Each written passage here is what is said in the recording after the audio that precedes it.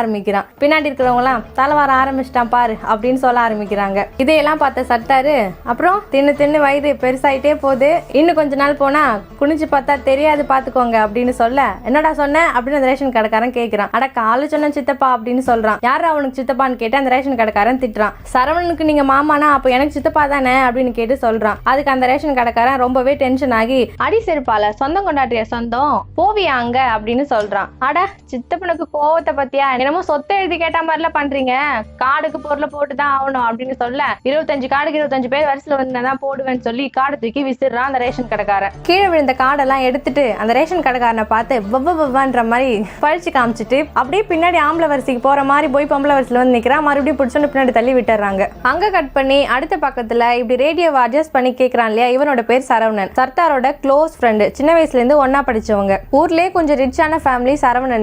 இவனோட அப்பா பாத்தீங்கன்னா வந்து கொஞ்சம் முரட்டுத்தனமான கேரக்டர்.